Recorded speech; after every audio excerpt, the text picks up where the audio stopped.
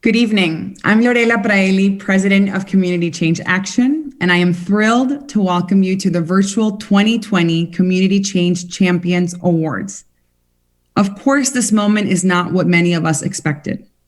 As we all know, Black and Brown communities have been hardest hit, disproportionately hit by COVID-19 and by the economic toll of the pandemic. We're losing jobs and homes at record numbers. Black and Latinx families are twice as likely as white families to suffer from food insecurity. And at the same time, we are the essential workers keeping the country going. We're the healthcare workers and the house cleaners. We're the city bus drivers and we're out farming the fields. We are the nannies, the grocery store clerks, the nurses, the farm workers, the construction workers, and the people delivering your mail. Our community represents both what it means to be essential in a country that treats us as expendable. The President of the United States makes his hatred of us plain. And over the past 4 years, he's unleashed a racist backlash across the country. He has used the power of his office to incite violence against Black and Brown communities by using law enforcement and white nationalists alike. He has rolled out policy after policy to systematically target immigrants in the United States and aspiring immigrants and refugees abroad. And of course, while the president is a particularly vile and dangerous leader, his disregard and disdain for our communities are not anomalies in the arc of our country's history. But it doesn't have to be this way. We are here. Community Change is here to fight for a different world, to demand a radical transformation in our country. In the 54 days between now and the elections, and in the weeks and months and years that will follow, our movement will drive the fight for economic, racial, gender, and immigrant justice, for a society where everyone can thrive. Adrienne Maree Brown writes, "I believe that all organizing is science fiction, that we are shaping the future we long for and have not yet experienced." Let me repeat one part. All organizing is science fiction. We have to first imagine the future we deserve, and then we have to build it. We've got to organize for it, to advocate for it, to vote for it, to protest for it, and to fight for it. We are building that future right now, here today with you. Building that future requires us to ground in both the pain and the resilience of this moment, to get angry about the deaths, the police violence, the healthcare and housing crises, the job losses, the children going hungry, because it doesn't have to be this way. And so we must also center our community's resilience. We have always fought for our freedoms, and we will continue to do so. And our resilience is our resolve to build that future we have not yet seen. We must also honor those who have fought, who have fought for us, and who have taught us to imagine and to dream. So I'd like to begin with a moment of silence for the people we have lost this past year, including Congressman John Lewis, former Community Change Board member, our 2018 champion in philanthropic leadership, and a lifelong champion for the long struggle for justice.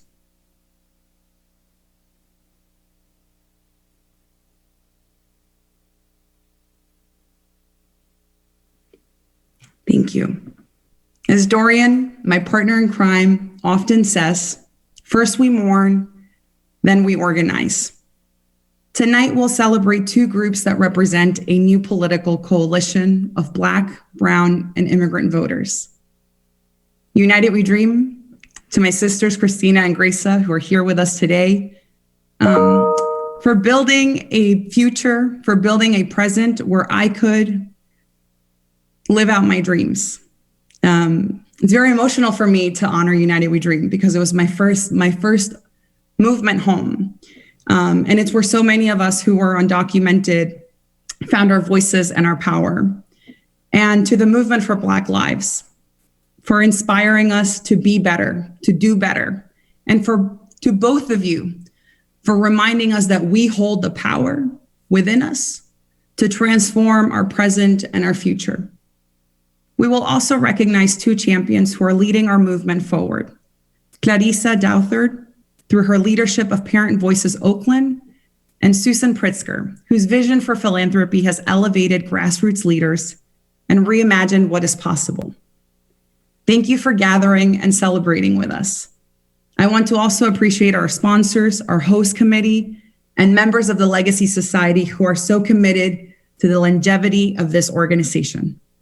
Thank you to the incredible boards of Community Change and Community Change Action. And thank you to all our staff who make this place run every day. And I especially want to recognize Mary Lassen, who stepped down as our managing director in April after 12 extraordinary years of leadership on staff and 10 more years on the board. Mary, you paved the way for my leadership, and you created the solid foundation that will carry community change through this pandemic and the recession and the elections and whatever else 2020 throws at us. Thank you, Mary. In this pivotal moment for our movement, we know we must all be all in, and show up however we can to our fullest. So I want to ask you to consider giving what you can. And in this virtual space, donating is easier than ever. So you can donate now by using the button on the left-hand side of the event platform. I want to also thank all of those who have already given generously to support our work. We've got a great program ahead. You can use the chat function to share snaps and applauses from afar. And that also happens to be on the left hand of the event platform. And with that, I'm excited to get us rolling with our first honoree, our 2020 Emerging Change Champion, Clarissa.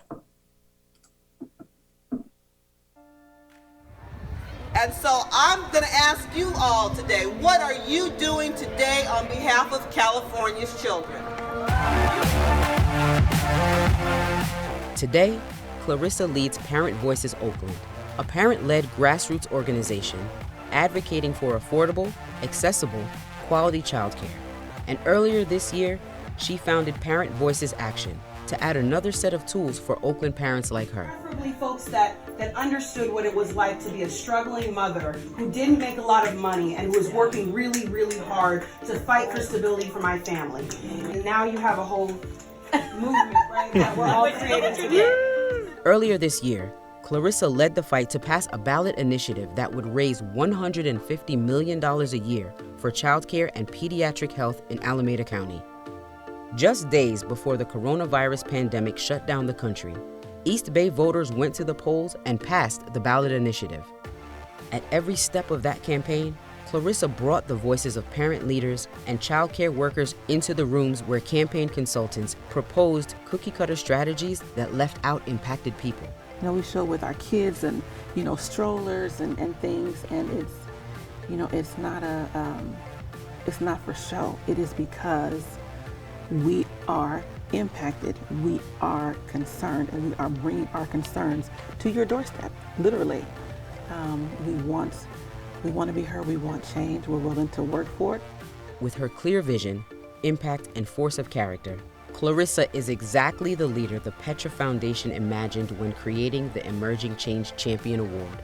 For building a powerful movement for childcare and children's health led by impacted Black, Brown, and low-income families, we are proud to recognize our 2020 Emerging Change Champion, Clarissa Doutherd.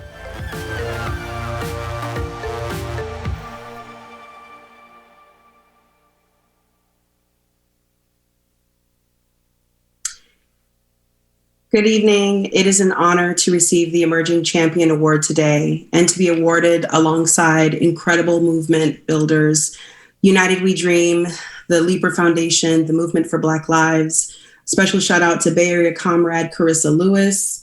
I'm here to share a little bit about my story and this journey.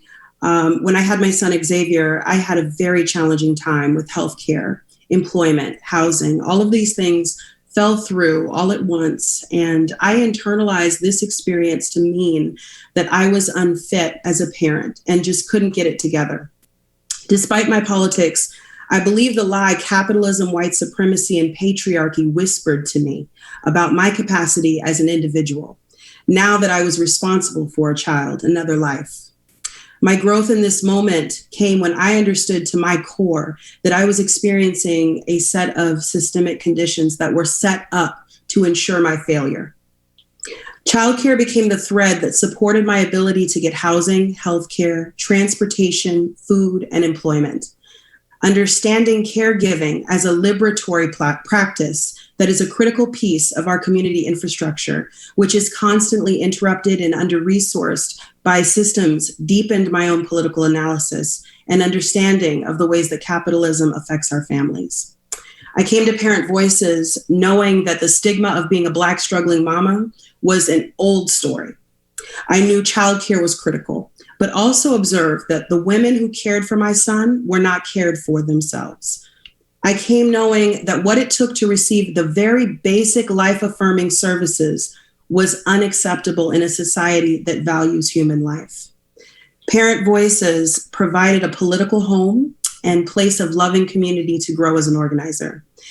I was really privileged to be a part of two campaigns where we understood that it was unacceptable for there to be thousands of families like mine, mostly Black families, waiting for years on long lists, similar to housing, to get the support that was my lifeline.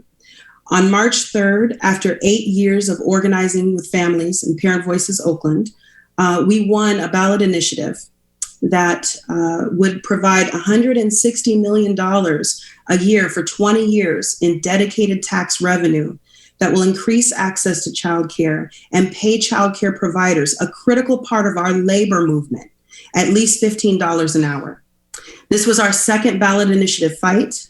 The last time around, we got 66% of the vote and fell short of the 2/3 majority we needed to win. And that 2/3 majority is a mechanism placed to keep us from resourcing and raising the money that we need in our neighborhoods and communities for services. We learned that this isn't about a chosen few holding the keys to electoral power, that this work belongs to all of us. We are being called in this moment to utilize this tool in ways that support our communities and reflect how we build power by cultivating joy and brilliance. We stopped waiting as an organization and as leaders and as mothers and as community. We stopped waiting for someone else who we thought was more qualified, who said they were more qualified, rather. We stopped waiting for the permission of a consultant or a political expert or an elected official and realized that what we needed was our own imagination, tenacity, and creative spirit. This work is our birthright to do as we please.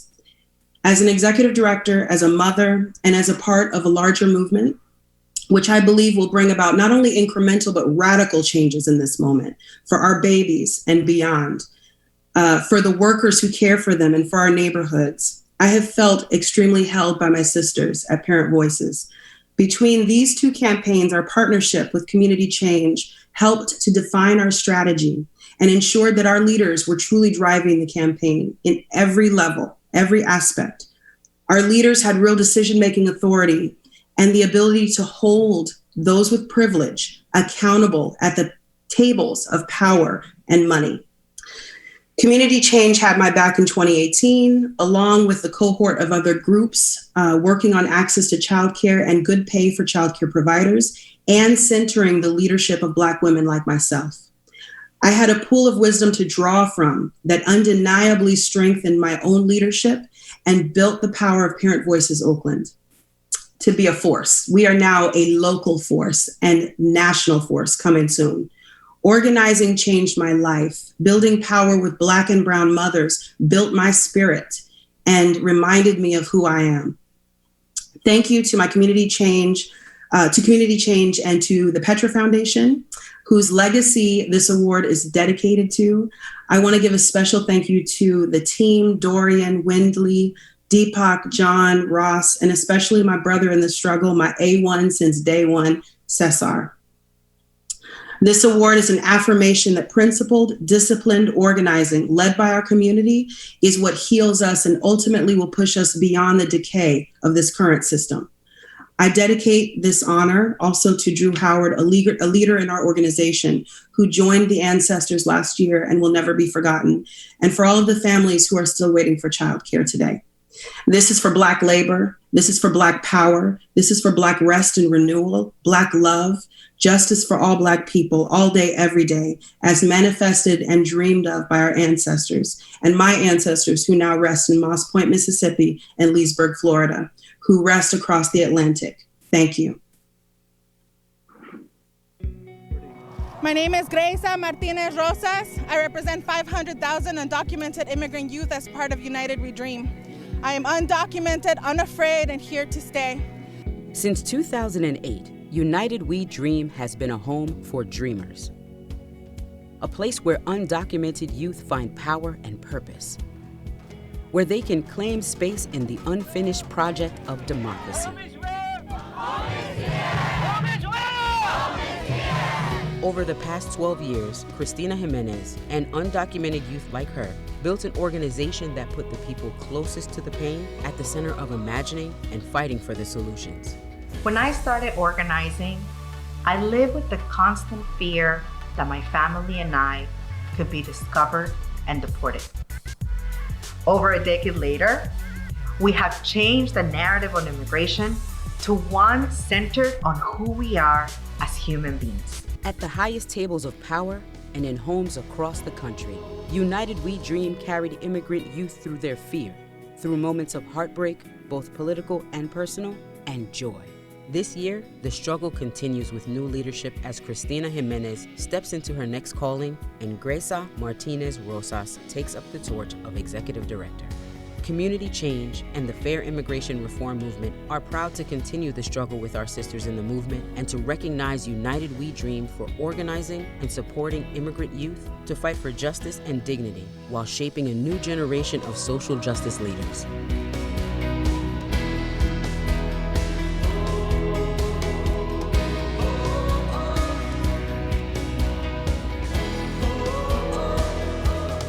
United We Dream, our 2020 champion in community organizing.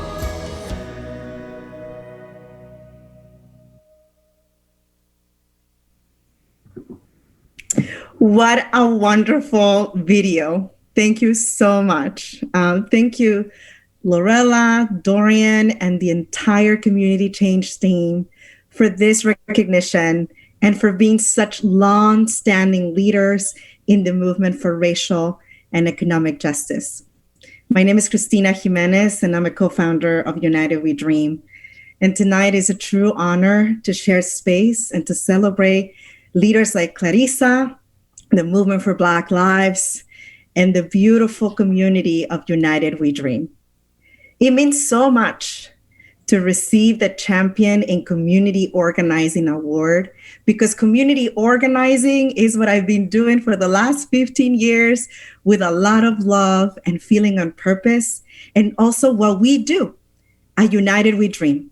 It is our craft and our mission. Today, United We Dream is a vibrant community of young community organizers who are bringing hope and liberation to their communities from coast to coast.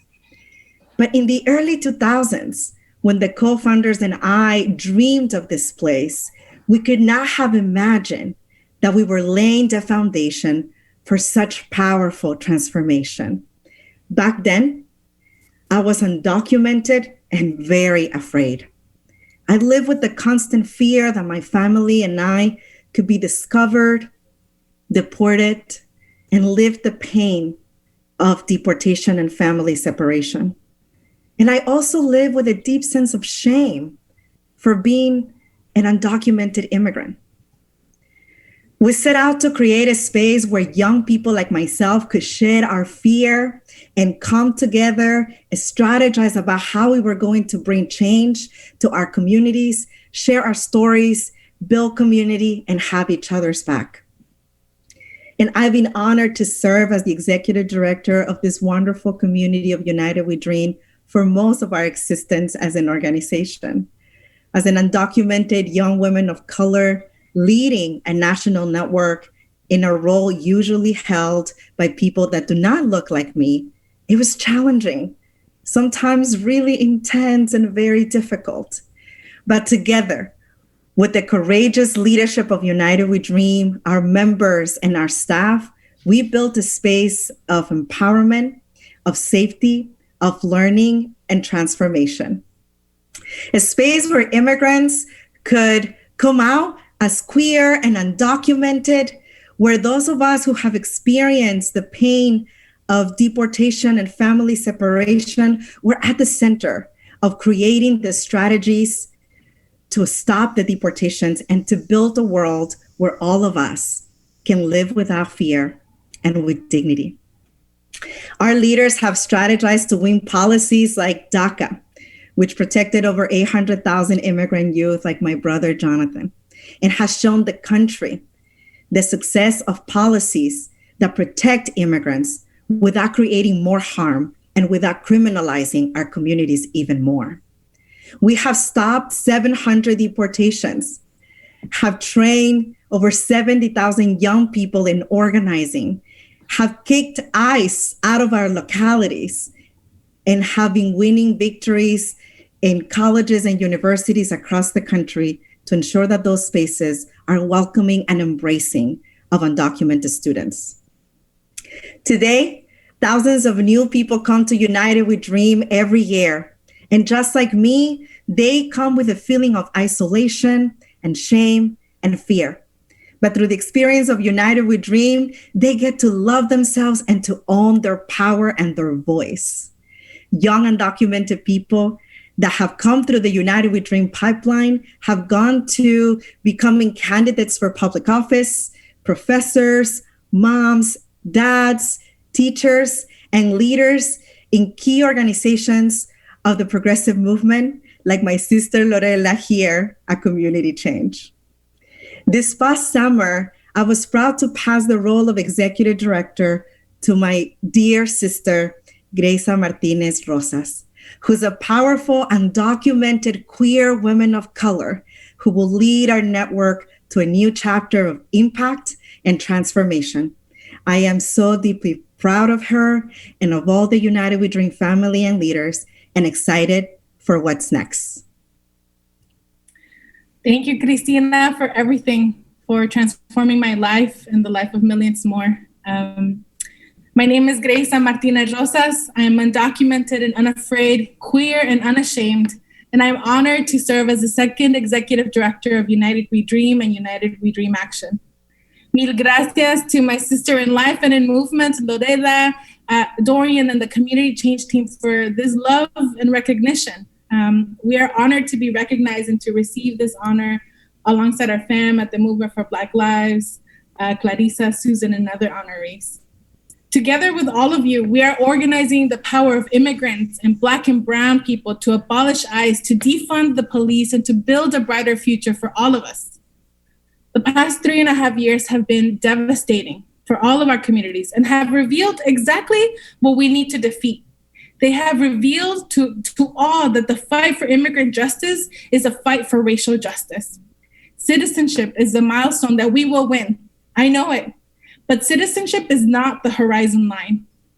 Political decisions to create gross inequities in healthcare and community support are killing communities of color with COVID-19. And decades of bad political decisions have built up police, ICE, and CBP militaries whose sole purpose is to force white supremacy on all of us.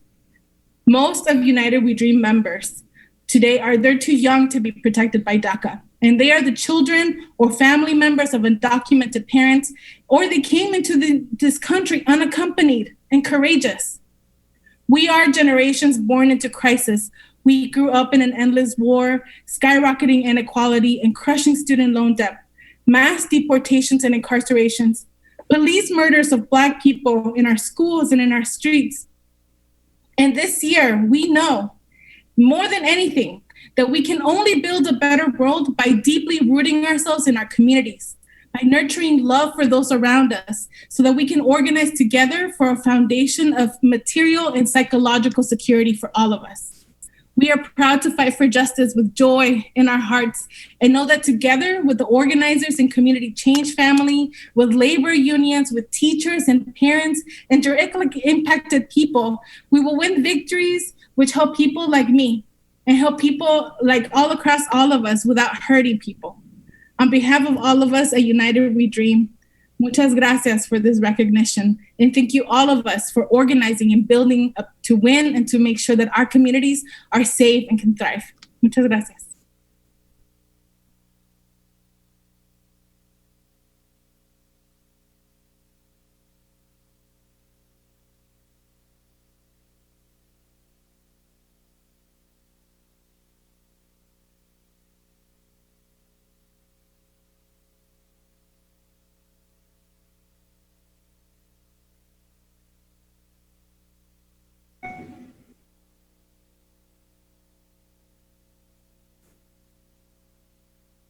Scripture says that when 2 or 3 of us are gathered in Jesus' name, we are the church. I believe that when 2 or 3 of us are gathered in the name of justice, we are the movement. I am so grateful for each and every one of you to be the movement together, each from our own places. My name is Arlene Holt Baker, and I am the proud chair of the Board of Community Change. Cristina, Greisa, Clarissa, I am so confident in the future of our movement with you, incredible women of color, leading us forward. Hold on to the moments like this. I know the struggle is long, but you give us so much hope that we will get there. And that struggle takes resources. So I'd like to thank the sponsors and donors who stepped up in this moment to contribute to our movement. Our top sponsors for tonight's event are SEIU, The Nation and its editorial director and publisher, Katrina Vanden-Heuvel, and Chris Hughes and Sean Eldridge. Thank you all. Tonight, we are recognizing the champions who inspire us and prove that the power for change resides within each of us. I know I don't need to tell you again that we must be all in, but I wouldn't be doing my job as the board chair if I didn't remind you that in order to win, we need resources and a movement funded from the ground up.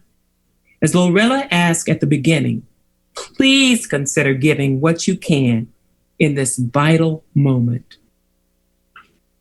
Now, music is one of the things that binds us together. From the a cappella freedom songs that rang out from civil rights marches to the mariachi bands accompanying voters to the polls in some Las Vegas communities. Tonight, as we celebrate this movement moment, we are proud to present Community Change's own field organizer, Isaias Guerrero, and local movement artist Luci Murphy, Babalu, Cesar Mazat, and Gustavo Vargas, as they capture sounds from freedom spirituals, a go-go percussion, and an indigenous strings movement and winds alongside the power of the grassroots movement this year. Please enjoy their original piece, Preciosas, Vidas, Negras, Precious Black Lives.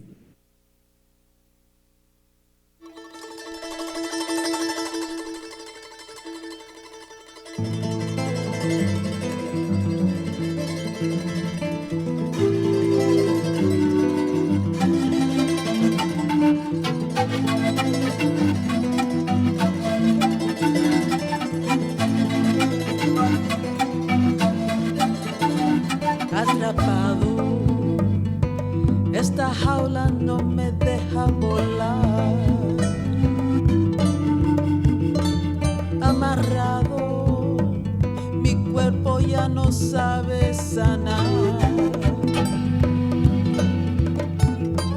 Voy perdido, el mapa no logró encontrar. Sin sentido, corazón ya no sabe llorar. El murmullo del recuerdo, los ancestros y sus cantos, historias de resistencia en tambores han marcado, en pueblos de razas negras que el Estado ha ignorado. Las vidas negras importan, en solidaridad gritamos.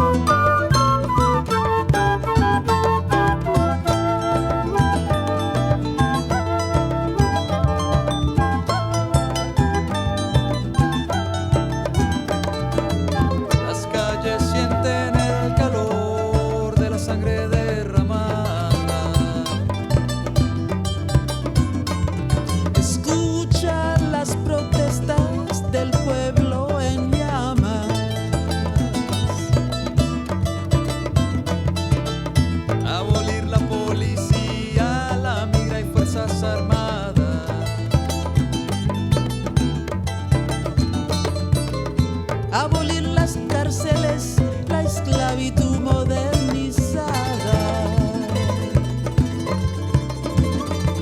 Salgamos a protestar. Imagine el mundo sin policía y sin la migra. Salgamos a protestar. Imagine el mundo sin policía y sin la migra. Salgamos.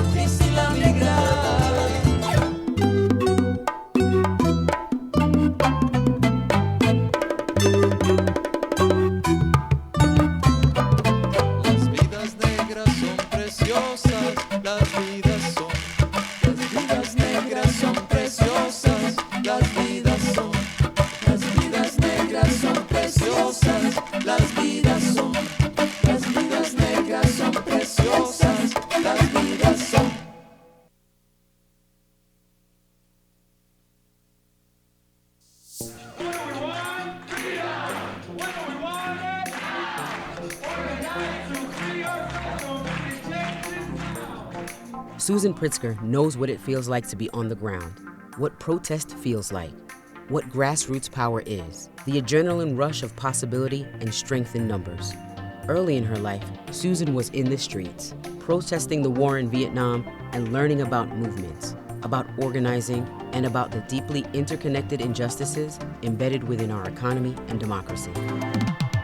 When Susan and her family founded the Libra Foundation in 2002, she put into practice the vision of a world put forth by blues musician Solomon Burke. No one of us can be free until everybody is free. She thought about movements across issues and about the essential role of community organizing to create the political will necessary to realize progressive social change. With Crystal Haling at the helm of the Libra Foundation, Susan Pritzker and her family are leading by example to disrupt and reimagine traditional philanthropic power relations. Susan Pritzker is meeting this moment with courage, doubling the foundation's grant-making in 2020 to respond to the crisis, and targeting support to Black and people of color-led groups. And in their personal capacity, Susan and her family are also doing their part through political giving to help change the electorate to look more like America, personally investing in grassroots leaders and programs to make sure Black, brown, and immigrant voters are heard this November. For her deep investment in and support of community change and community change action, and for reimagining philanthropy to elevate grassroots leaders and improve the lives of all, we are proud to recognize Susan Pritzker as the 2020 Community Change Champion in Philanthropic Leadership.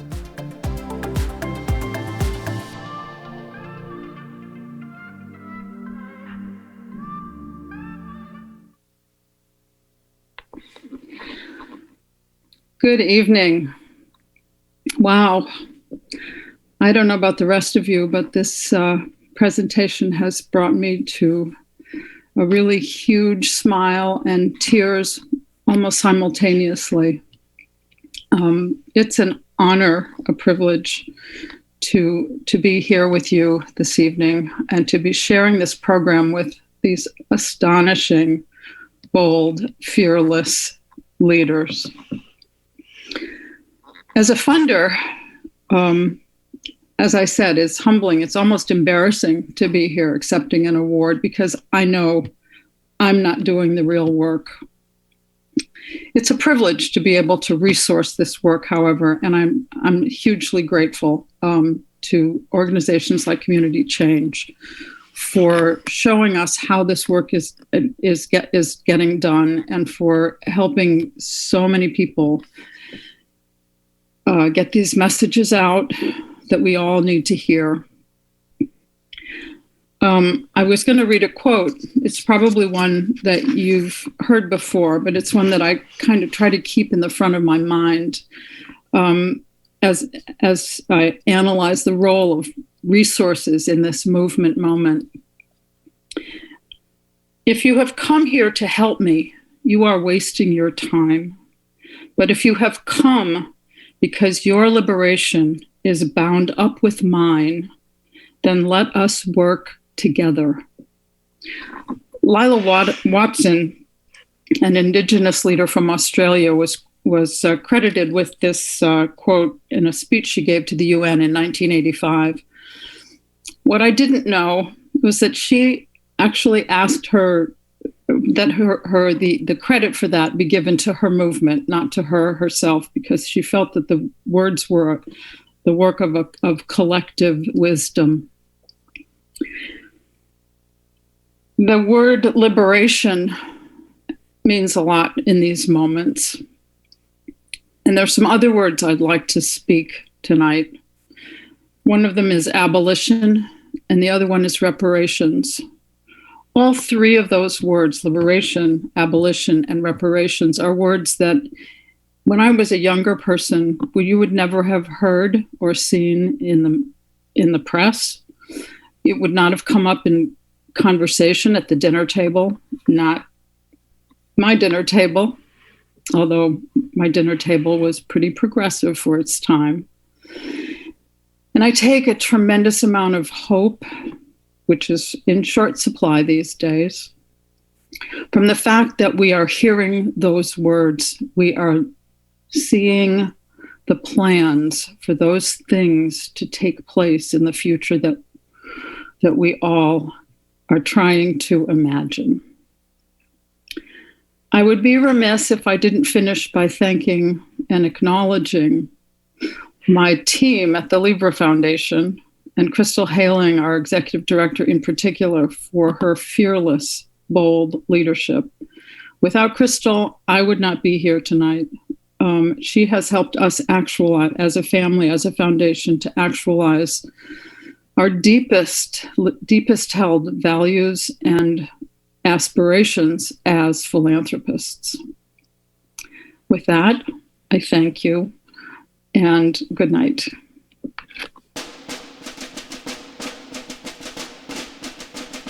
Black Lives Matter. A simple statement, except when you stop to consider the innumerable ways that it has been disproven every day in this country. Except when you remember Sandra Bland, Trayvon Martin, Breonna Taylor, George Floyd. Except when you stop to consider the multitude of dreams deferred, futures snuffed out. We have a duty to fight for our freedom. We have a duty to win.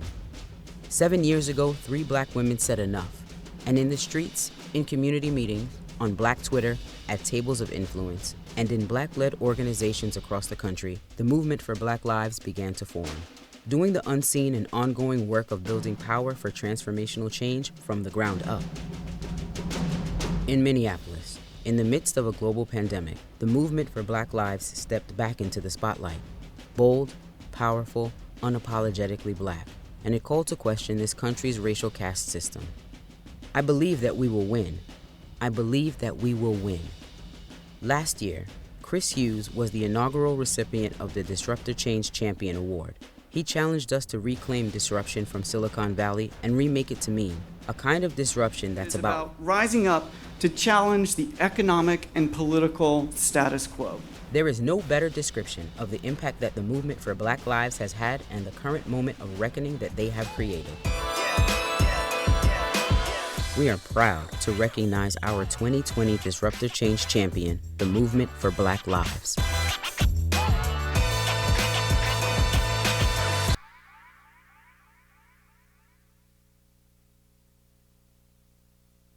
Good evening, beloveds. It's an honor to be with you here tonight. I'm Carissa, the National Field Director with the Movement for Black Lives. In the winter of 2014, Black activists, organizers, and strategists from around the country came together with a shared commitment to Black liberation and contagious and abiding love for Black people. They talked about all the transformative things they could do together through shared work. What would be impossible if they stayed siloed by issue area, geography, ideological differences? They birthed the Movement for Black Lives. And together, with over 150 Black-led and centered organizations, began manifesting liberation dreams. Good evening. My name is Richard Wallace, Executive Director of Equity and Transformation in Chicago, Illinois, one of the 150 organizations that make up the Movement for Black Lives, and I'm a proud member of the Policy Table Leadership Team. So what we know is that no positive societal change has ever occurred without the work of disruptors. Those who are willing to turn over tables, fight, organize, and build to interrupt the status quo. The Movement for Black Lives was born because we wanted to do more than just individually grieve the deaths of Black people behind being murdered by police with impunity in this country. We are interrupting the rise of white supremacy and anti-Blackness in this country and build an international solidarity with our comrades across the globe. We are working to end the normalization of state-sanctioned violence against Black people. And now people around the world are talking about the need to defend Black life like never before. We are chipping away at the systems of oppression that are literally the boots on the necks of our people. And for all of those fighting in the streets today, I am so proud of you. Good evening, good people. My name is Ashley Woodard Henderson. I am the first Black woman executive director of the Highlander Research and Education Center, and we are a proud member of the Movement for Black Lives. Those who disrupt systems of oppression do so to build new systems that work for all of us. We are building movement infrastructure. We are building Black-led, multiracial, cross-sector, translocal, national, and international movement relationships that have led to the largest uprising we've seen in our lifetimes. Building transformative policies. You might have heard of the Vision for Black Lives. Building a vision for democratic governance and electoral justice. You might have heard of the Black National Convention. We are building base-building organizations and watching Black communities power building from the ground up. We are building political education and leadership development opportunities for Black folks from the grassroots. We're building cultural interventions for our folks that fan the flames of our righteous rage while also harnessing the power of Black joy as a liberating experience. We are practicing liberation, live and in living color. Now is our time, really. Now is our time to rise. Beyond resistance lies a curiosity amongst the masses of what a world free from ableism, transphobia, homophobia, sexism, anti-Black racism, police and prisons look like. Which brings me joy because those same people are the ones who have risen to create it. Now is the time to truly invest in power and base building, political education, leadership development, and organizing our communities. Now is the time to build and implement multi-tactical strategies, engaging in direct action, cultural organizing, policy change, and everything else in our tactical toolbox to help us dismantle the same and many systems that harm our people. Now is the time to throw down on the Breathe Act, to defund the police, to win amnesty for all protesters, to build local power, to exercise our collective power, and to bring forth the world our people demand and deserve. We are grateful to Dorian and Lorella and the entire Community Change crew for this award. And we send love and solidarity to our comrades who are receiving awards tonight. Now is our time. The moment to live our values out loud is right now, y'all.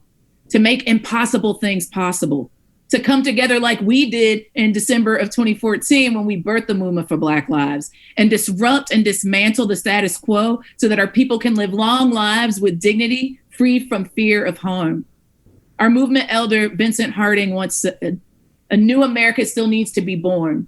Let us be the midwives. Let it be so. Now is our time." Thank you.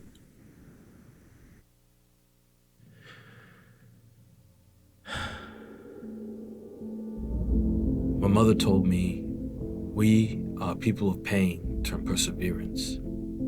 How we resilient, even when all they want us to know is oppression.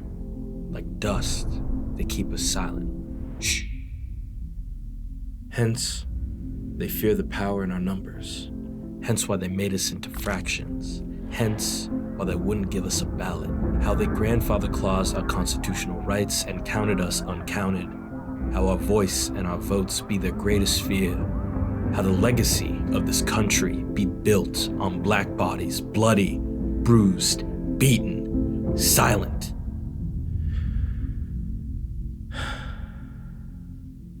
But we keep breathing, keep fighting. How we refuse to be silenced, refuse to be stifled. Our history be a hardship too heavy to carry. So we vote to commemorate the days when we couldn't, the dangers of when we wouldn't, and we know there's victory in that future, fueled by the pain of the past and the power of our people. Silence is a 3-course meal, and I've had my fill. I bet you can hear me now.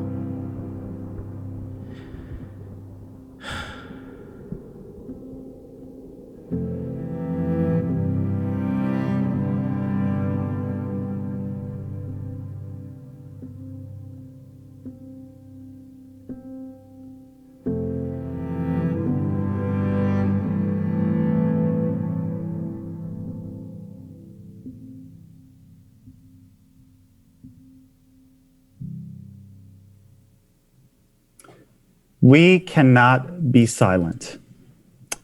Jamal McKnighty and Ayanna Albertson, thank you for this incredible piece. In January, when Jamal and Ayanna created this piece, we knew that this year and these elections would have life or death stakes for our communities. But that was before nearly 200,000 people had died of COVID-19. It was before millions of people lost their jobs and essential workers had to choose between their health and their livelihoods. It was before voting was a public health risk or attacking the US Postal Service was the most effective form of voter suppression. It was before Breonna Taylor or George Floyd or Jacob Blake or Ahmaud Arbery or too many others to name. It was before the Supreme Court's DACA decision. It was before the stock market hit record highs predicated on the pain of Black and brown people. So now, with just 54 days left before the election, no one here is confused about the stakes. No one here is confused about what we could lose. No one here is confused about what we can win. Our voices, our votes are also about our vision, not for a candidate, but for what our movement can make possible. What we win in November, from the White House to local offices across this country, is a chance to define a new path forward. Arundhati Roy writes, historically, pandemics have forced humans to break with the past and imagine the world anew. This one is no different. It is a portal, a gateway between one world and the next. So we don't know what we're gonna know on November 4th. We don't know what we're gonna know on November 5th or November 6th. We don't know what we're gonna be called upon to do. The actions that will be necessary to protect our democracy, we have to be ready. We don't know what a break with the past will require. But in 15 critical states and communities around the country, Community Change Action and our grassroots partners are on the ground, are turning out the vote. We do know that each one of us has a role to play in these next 7.5 weeks. In this pivotal moment for our movement, we have to show up, all of us. We have to be all in as we organize with our communities and as we give our resources to the struggle for liberation. Community change action is all in. So please support our work to win the election and to fight for the world anew. As our hour comes to a close, I do have some appreciations. I want to thank our sponsors for making this gathering possible, as well as the team that created this unique experience for you. And actually, yes, the DNC learned from us, not the other way around. Thank you to Susan Reitzel, to Jana Richardson for imagining what this event could be and then making it happen. Thank you to the whole institutional advancement team and everyone at Community Change who helped to bring us all together tonight. I want to thank my partner in crime, Lorella Praeli, for co-leading this robust institution with me, and to all of our staff around the country, and especially our grassroots partners who day in and day out are transforming our country. Thank you, thank you, thank you. Thank you, those of you watching and listening. Thank you from wherever you are joining us for our first virtual Community Change Champions Award. I'll leave you with this. We have 54 days, 1,200 hours. 2 years ago at Community Change Champions, the late Honorable John Lewis quoted A. Philip Randolph. He said, maybe our foremothers and our forefathers all came to this great land in different ships, but we're all in the same boat now. The vote is precious. It is the most powerful nonviolent instrument or tool that we have in a democratic society, and we must use it. We got to get out and vote like we've never voted before. As we say at Community Change, protest, organize, vote, and then repeat. Protest, organize, vote, repeat. And with that, amen, and good night to you all. And thanks again for joining us.